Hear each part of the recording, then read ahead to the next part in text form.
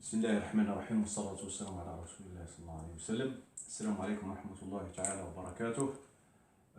اليوم بإذن الله تعالى مع الدرس التاسع من دروس اللغة العربية. Aujourd'hui, Inch'Allah, بإذن تعالى, nous sommes aujourd'hui, on va faire la leçon numéro 9. Et lors de la leçon numéro 8, on avait déjà pris quelques exemples comment attacher. On a fini, Inch'Allah, l'alphabet. Et on a appris déjà, on a commencé déjà à apprendre comment attacher les lettres entre elles. Donc, on continue, Inch'Allah, donc en donnant des exemples. Donc, on va reprendre juste quelques mots qu'on avait déjà fait la dernière fois. Donc, on avait kataba, écrit, où il a écrit. Donc, on avait harful kaf, on a harful ta, et on a harful ba. Après, on avait un exemple aussi de kharaja. Donc, on avait harful kha. Après, on a harful ra. Après, on a harful jim. Il y avait encore un autre exemple, ou bien on va donner un autre exemple aussi.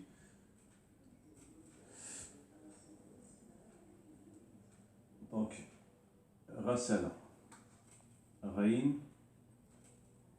harfu sin, harfu lam. Donc, c'était les trois exemples. Inch'Allah, comment attacher ces lettres entre elles pour donner un sens ou bien pour donner attacher les mots. Par exemple, kataba. Donc, on écrit la même chose, on ne change rien, sauf on va les rassembler. Donc, harful kaf. Après, je l'allonge. Le harful ta. Je ne le ferme pas. Parce que là, je ne peux pas le fermer parce qu'il faut toujours prendre la règle comme quoi, tant que le mot n'est pas terminé, on l'allonge. S'il est terminé, généralement, la terminaison, elle est comme dans l'alphabet. Elle ne change pas comme dans l'alphabet. Mais ça, c'est à la fin, sauf quelques exceptions. Mais généralement, tant que le mot n'est pas fini, on le met, pour dire c'est harf ta, mais on ne le ferme pas. On laisse ouvert, pourquoi? Parce qu'il y a une autre lettre qui va venir s'attacher. Après, on apprendra, Inch'Allah, les quelques règles. Il n'y en a pas beaucoup, mais au fur et à mesure, Inch'Allah, quand on avancera dans les leçons, on va voir quelques règles qui ne vont pas changer grand-chose, mais juste dans l'écriture, ils s'écriveront autrement. Donc, ka, ta, ba. Donc, ka, ta. Après, j'ai fait harful ba. Donc, harful ba, je le note comme il est. Pourquoi je note comme il est? Non seulement il est comme ça dans l'alphabet, mais comme c'est la dernière lettre, donc on l'écrit comme dans l'alphabet. Donc on le rallonge, et puis on le ferme. On le ferme parce que justement, il s'écrit à la fin du mot comme dans l'alphabet, donc on le recopie. En vérité, il suffit de recopier. Et dans le recopiage, du moins, dans ce qu'on va faire en rassemblant les lettres entre elles, la terminaison sera généralement comme dans l'alphabet. Donc kataba, après je mets les voyelles. Donc kataba. Donc on entend la même on va dire le son. Donc ka, fatha. Rappelez-vous des voyelles. Ka, ta. Donc toujours fatha. Ba, toujours fatha. Ka, ta, ba. Il y a juste un autre exemple, par exemple dans le Coran, où Allah subhanahu wa ta'ala, il emploie le mot kataba, mais en le conjuguant, c'est le verset qui dit: ô vous que vous avez cru, Allah il vous a prescrit le siyam, ce qu'on appelle le jeûne, comme il a prescrit aux gens avant vous. Donc, kutiba alaykum as-siyam kama kutiba ala alladhina min qablikum la'allakum tattaqun. Donc, kataba, là, on trouve kutiba. Donc, regardez, c'est ka, ta, il. Sauf, si vous voulez, la conjugaison de ce mot, ou de ce verbe, qui est écrire, kutiba, ça veut dire forida, dans le sens, dans la signification du ayah, kutiba alaykum siyam, ay forida alaykum siyam. Ça veut dire, il vous a prescrit, et la prescription, elle est là, dans l'ordre, c'est un ordre. C'est un ordre. Ça veut dire Allah il vous a ordonné de faire le siyam. Il vous a prescrit le siyam comme il l'a prescrit aux gens qui nous ont précédés. Ça veut dire nos ancêtres et ainsi de suite jusqu'à le premier homme, on va dire. Kutiba, donc c'est la même chose. Regardez kutiba. Donc le sens il va changer selon le voyelle ku. Donc là c'est plus ka, là c'est ku. Donc c'est dhamma. Ku, ka, ku. Là c'est ta, là c'est ti. Ku, ti, ka, ta, ku, ti. Et après ba, c'est la même ba, on a le même son, donc ba, ba. Mais regardez, ça a changé. Pourtant, rien qu'avec le voyelle, on a réussi à conjuguer. C'est pour ça que dans la langue arabe, c'est un peu spécial dans la conjugaison. Ça veut dire kataba, il y a déjà le sujet dedans. Ce qu'on appelle en français, on dit il a écrit. Il a écrit. Donc il a ou bien il a écrit. Tandis que là, on ne peut pas dire, il n'est pas devancé. Ça veut dire, dans le mot lui-même, il y a ce qu'on appelle le sujet. Donc, nous continuons, Inch'Allah. Donc, kharaja. Donc, la même chose.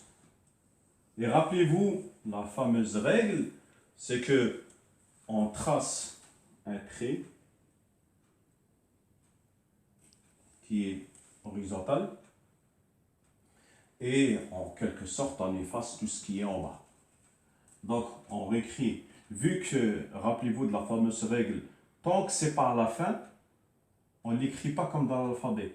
Donc comme le mot, le harful kha, il est au début ou dans certains mots il peut être au milieu, donc on doit l'écrire de cette façon, on ne doit pas descendre. Et cette descente, normalement, elle concerne toujours, généralement, comme je dis toujours à 99, voire 9%, il s'écrit à la fin comme l'alphabet. Donc, repérez toujours la fin du mot, comme quoi il s'écrit toujours généralement comme dans l'alphabet. Donc, il suffit juste de recopier et regarder sa terminaison à la fin. Du moins, dans l'alphabet, bien sûr. Donc, kharaja, donc on le met pas parce qu'on est par la fin. Donc, kha, et vous allez voir dans harful jim, ça va s'écrire comme ça. Harful ra, donc je l'allonge, mais comme il y a un mot qui est après, qui est harful ra, donc on doit descendre. Il y a aussi une fameuse règle, Inch'Allah, on va la mettre à la fin. Elle concerne 4, 5 ou bien 4 lettres, et on va les voir, Inch'Allah. Donc, kha, ra. Et là, jim. Pourquoi vous allez me dire, ouais, mais vous avez dit que tant que le mot n'est pas fini, on doit le coller. Mais regardez, si je colle par exemple, ça veut rien dire. Pourquoi? C'est là où je vous parler des règles après, ce qui concerne harfu ra, harfu zay, harfu del, harfu dhel, harfu al-waw. Ceux-là, ils ne peuvent pas s'attacher, ils s'attachent avant, mais jamais après. C'est pour ça que je dis, je préfère pas vous embrouiller avec ça. Donc, au fur et à mesure qu'on avancera dans les mots, Inch'Allah, donc on va appliquer les règles, bien sûr, qui leur concernent. Donc, c'est pour ça que le mot kharaja, parce que si vous appliquez les règles là de ra, zay, l'ouaou, del, dhel, vous allez voir que ça va être facile. C'est des lettres, ils sont, on va dire, ça concerne que les lettres là. Ça veut dire cela, généralement, il y a en vérité la totalité, c'est qu'il s'attache avant, mais jamais après. Ça, c'est la fameuse règle de ces 4 lettres-là. Donc, kharaja, donc si on met les voyelles, kha, rappelez-vous, ka, kha, donc c'est la même chose, on a le même son, kha, qui est fatha, ra, donc Jaba. Donc, kharaja. Kharaja, qui veut dire sorti. Ou plutôt, il a sorti. Parce que je vous ai dit, dans le mot, il y a le sujet compris dans le mot. Donc, kharaja. Après, on a rasala, qui veut dire il s'est lavé ou lavé. Donc, rappelez-vous, je dois la manger. Parce que justement, il est au début ou il peut être à la fin, au milieu, mais à la fin, c'est normal qu'on l'écrit comme ça. Mais comme il est au début, on doit supprimer tout ce qui est là, toujours, je tire le fameux trait et j'efface, on va dire, tout ce qui est là. Ça aussi, normalement, mais on va y arriver, Inch'Allah.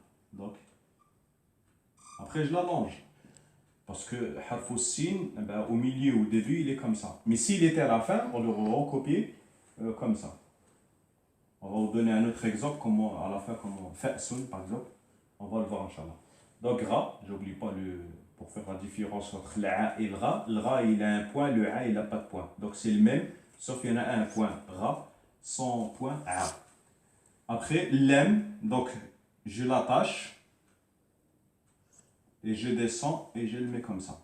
Et pourquoi je l'ai mis de cette façon? Justement parce qu'il n'y a pas de mot après. Donc, je le recopie comme dans l'alphabet. Donc, voilà. Donc, après, on termine, Inch'Allah. Donc, rasala. Donc, qu'est-ce qu'on entend? Ra, kha, ka, sa, la même chose. La. Ra, sa, la. Donc, ra, sa, la. Donc, voilà. Si on prend un exemple pour vous montrer que harf sin, quoi il a à la fin, il peut s'écrire comme ça. Par exemple, Medinat Fès, au Maroc, la ville de Fès, Fès, donc Fès, donc c'est comme ça.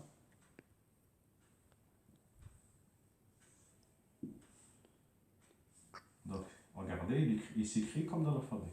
Donc, tout dépend. S'il est au milieu, il est au début, il est au milieu, il n'y a pas le fameux, il n'y a pas le trait là qui le rallonge.